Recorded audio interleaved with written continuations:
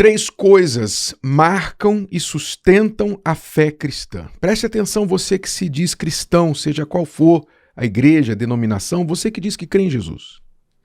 Você que se chama cristão, não importa a denominação. Vamos agora ao básico, ao mais básico da fé cristã. Três coisas sustentam a fé cristã. Três episódios, acontecimentos bíblicos que, se a pessoa quer se considerar cristã, ela deve se apoiar sobre eles. E se eles não forem verdadeiros, a fé cristã cai por terra e ela se torna apenas mais uma religião de tantas neste mundo. Mas estes três acontecimentos é que fazem da fé cristã, como o próprio Senhor Jesus disse, o caminho, a verdade e a vida. Ele é o caminho, a verdade e a vida. E ninguém vai ao Pai senão por ele.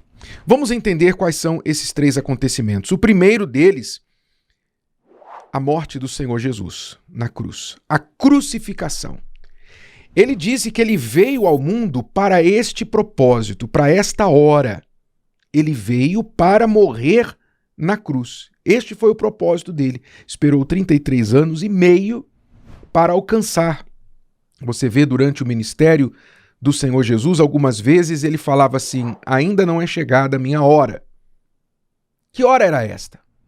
Ele se referia à hora que ele iria levar na cruz o que ele veio levar, o que ele veio tirar do mundo, a maldição, as culpas, as doenças, a morte, tudo que o ser humano incorreu pelo seu pecado, ele veio resgatar, ele veio tomar para si, em nosso lugar.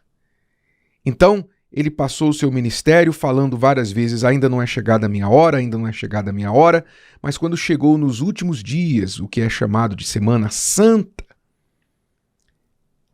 ele disse: é chegada a minha hora. Ou seja, ele disse: para este momento eu vim, para esta hora eu vim.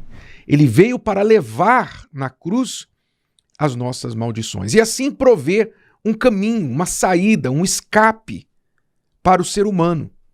A morte do Senhor Jesus foi uma morte substitutiva, quer dizer, ele tomou o lugar daqueles que creem nele. Se você crer no Senhor Jesus, no que ele fez na cruz por você, então a morte dele se torna pagamento pelos seus pecados, pelas suas falhas. E pela fé nele, então, o castigo que você deveria sofrer, a condenação eterna que você deveria sofrer, já recaiu sobre ele e você então se torna livre. Por isso, o evento, primeiro dos principais eventos da fé cristã.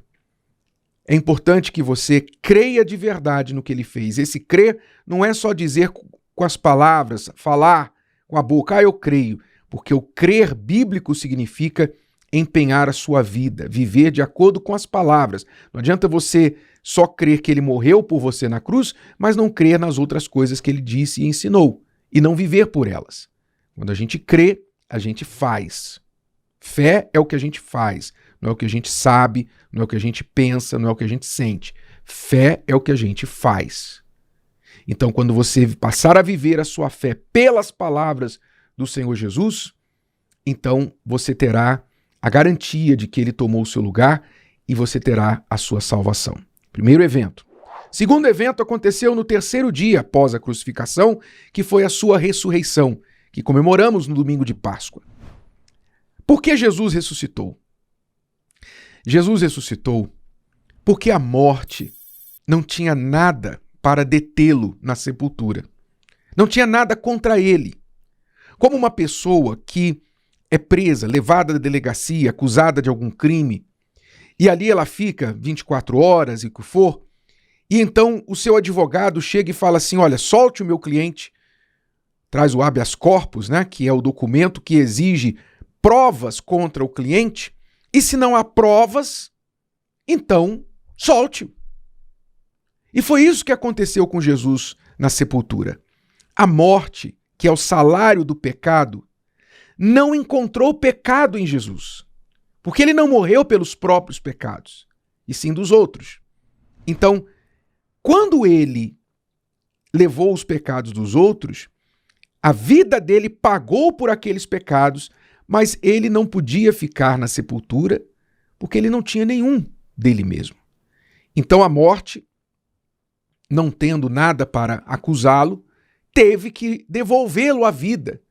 E por isso Jesus ressuscitou, venceu a morte, foi achado inocente. A morte não pôde detê-lo. E a ressurreição provou que ele é Senhor, que ele é Deus, porque ele foi o único que conseguiu viver como homem e cumprir a palavra de Deus, a lei de Deus, dando assim para nós o caminho para a salvação. Então, é como Paulo disse em uma das suas cartas, ele disse: se Cristo não ressuscitou, então nós somos os mais miseráveis de todos os homens. Se ele não ressuscitou, acabou a fé cristã, não existe fé cristã. Tudo é uma farsa, tudo é uma mentira. Mas graças a Deus, a palavra dele diz que ele, depois de ressuscitar, apareceu por 40 dias a mais de 500 pessoas, testemunhas oculares, com provas infalíveis de que estava vivo. E foi por isso que na igreja primitiva, muitos perderam sua vida, muitos foram sacrificados, morreram pela fé em Jesus. Por quê? Porque sabiam que ele era real, ele estava vivo. Ninguém morre por uma mentira. Se os discípulos tivessem inventado a ressurreição de Jesus, uma historinha, vamos dizer que, vamos sumir com o corpo dele e vamos inventar aí que ele ressuscitou. Se eles tivessem inventado essa historinha, você acha que eles teriam morrido pela mentira? Então, a ressurreição do Senhor Jesus, porque ele está vivo, é um dos maiores acontecimentos da fé cristã. Mas isso não basta. Não basta saber que Jesus morreu na cruz e ressuscitou, porque até aí isso é informação. O que eu estou passando para você é uma informação que você pode crer ou não.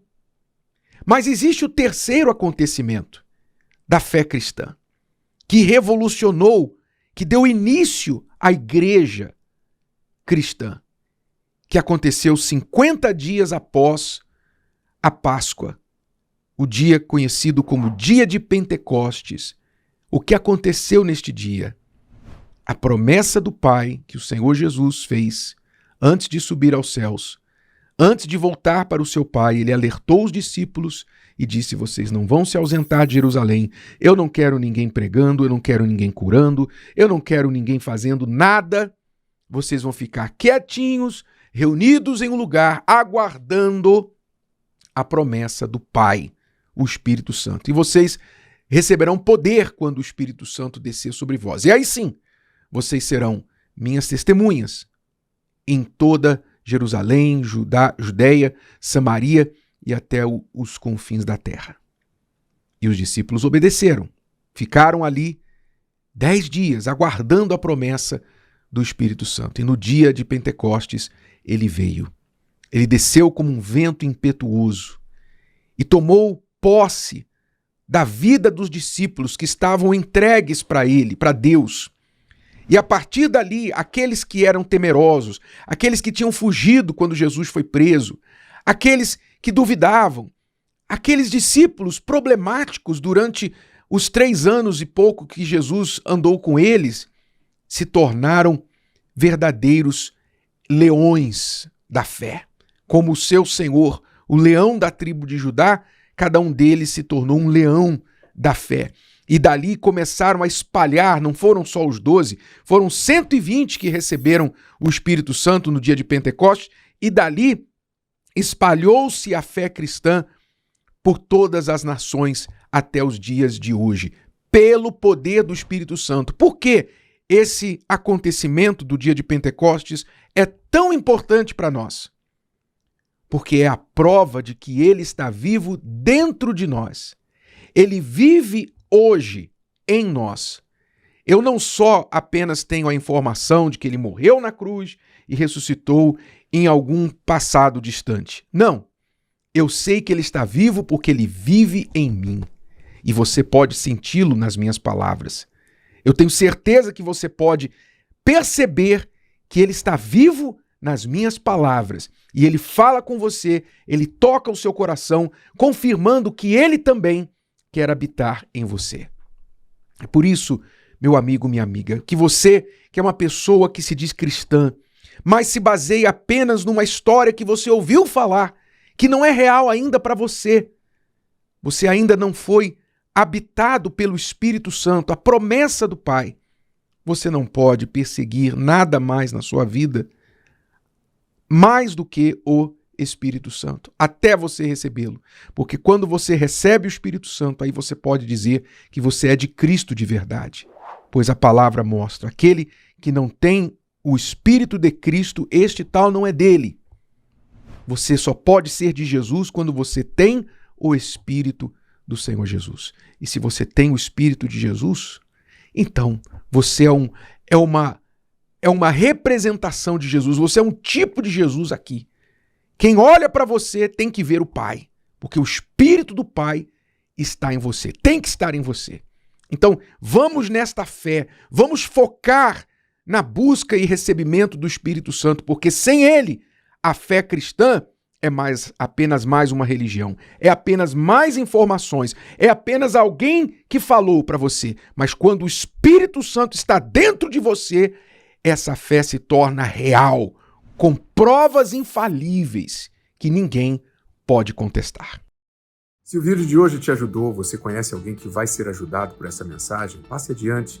E se você ainda não inscreveu aqui no canal, inscreva-se agora. Até a próxima.